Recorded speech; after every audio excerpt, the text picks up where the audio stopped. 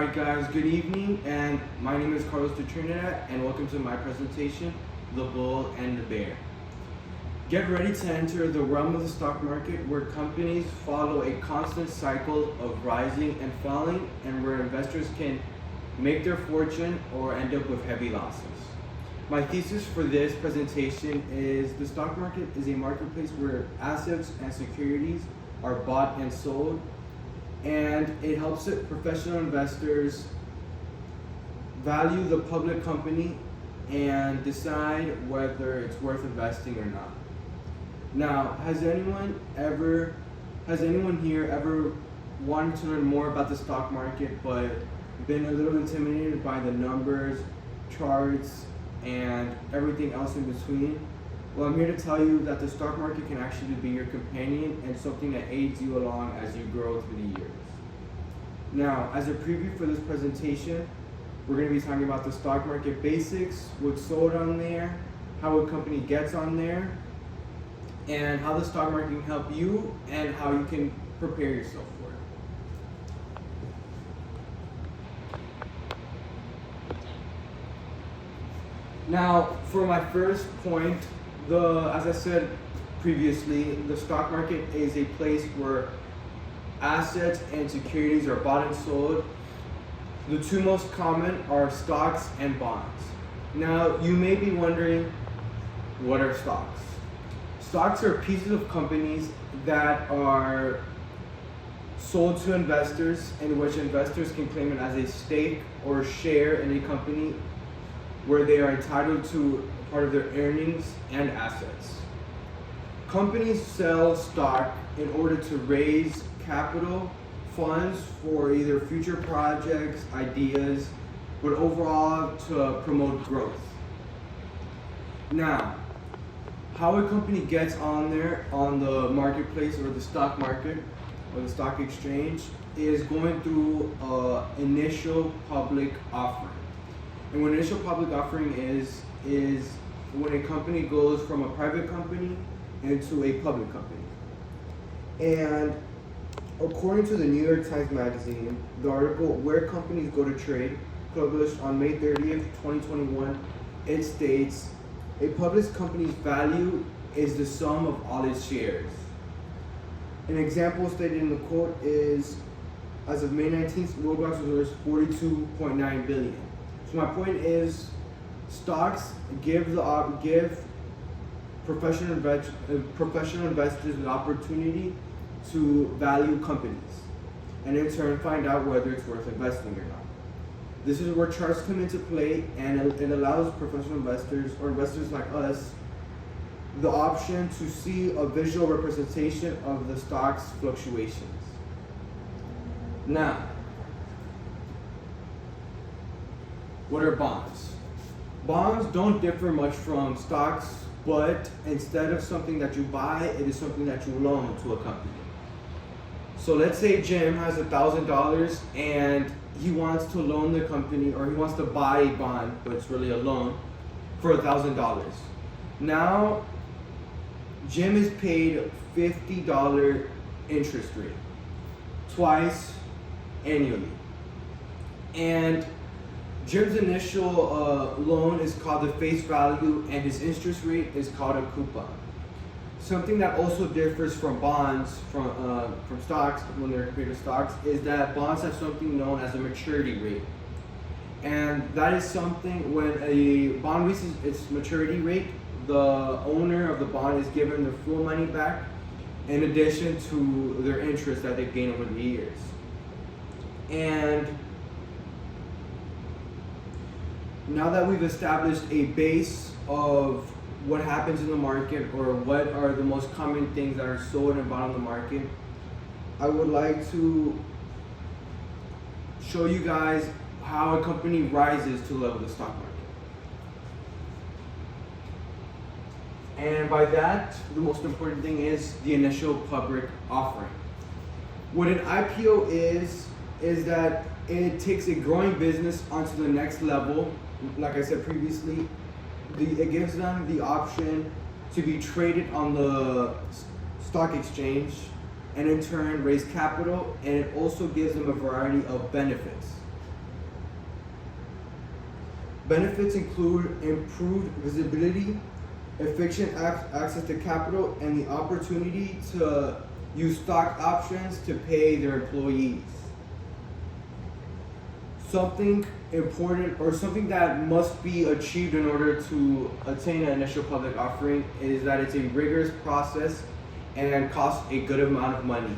It requires support from investment banks, funds, and the whole process has to be looked at for an extended period of time to make sure everything runs smoothly. Now, I would like to run you guys through an example of what happens in how a company gets there. So let's say Jimbo has a rising sandwich company franchise and he wants to go to the next step. He wants to go through initial public offering.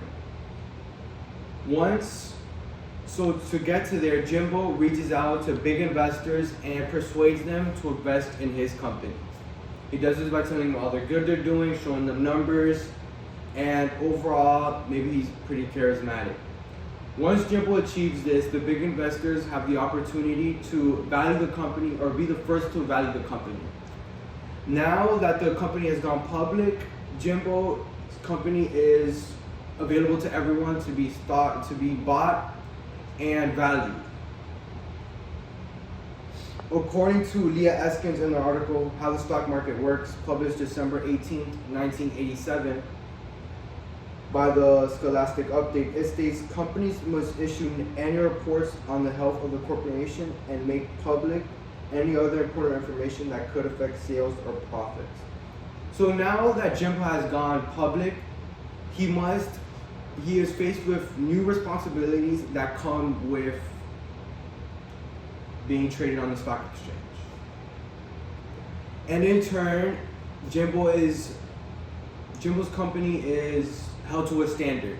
So let's say a store in Colorado, or many stores, for example, or venues in which the sandwiches are sold, many of the sandwiches that are sold have found to be bugs inside of them. If investors hear about this, they could panically sell the stock, thinking, wow, Jimbo doesn't know how to run the company, or Jimbo's management is pretty dirty. The reverse may happen if many food analysts or food reviewers say, wow, Jimbo's food is really good, and investors think, wow, this company may be going up sooner or later. Now, for my third main point,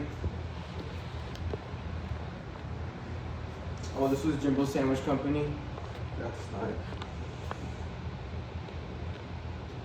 My third main point, it is being knowledgeable on the markets allows anyone the opportunity to grow their money. And there are many ways to go about this, and the first one is simply staying educated. Now, you may be thinking, how do I stay posted on what's happening? To do this, you can read, I would recommend reading the Wall Street Journal, even though you could sometimes find like a $1 price monthly, but honestly, you can go on Yahoo Finance, set up alerts, and you could also create a watch list of your favorite stocks. There's also channels on TV which involve research analysts, stocks, and in which they break down how the day is going in the stock market. And you could also read financial statements of companies to stay posted on how they're doing and whether they're on the uptrend or they're on the downside of the market. And another way to be successful in today's market is to diversify. Now, the principle of diversifying is pretty much the practice of putting your eggs in multiple baskets. So an example would be, let's say Jim before the pandemic had put all his money in Boeing stock. And what that would mean is, let's say he had 30 shares in Boeing stock, and the COVID happens. As we all know, planes were not being used, and Boeing stock actually took a huge downturn. Now Jim is down heavy losses, and if he were to diversify before the thing, let's say he had picked 30 different stocks and one of them were Boeing, his portfolio wouldn't have gone down as much. So that is something which is pretty important.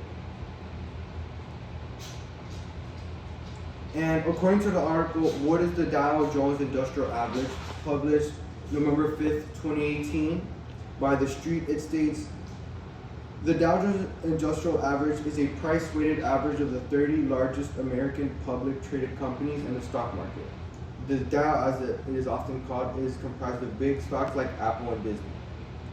And the reason I'm saying this is you might have been thinking before, where do I find these stocks in which I would diversify in?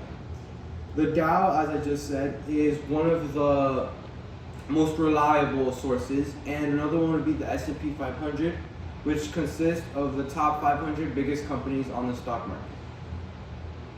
In conclusion, today I've talked about stocks and bonds, how RPOs are brought up and what comes with them, and the importance of staying educated and the importance of diversification. Now, I hope that you guys have enjoyed my presentation. Diversification. The summary. As I was saying, I hope you guys enjoyed the presentation, and I hope that you guys have taken something or have learned something new and can see the stock market in a better light. Thank you.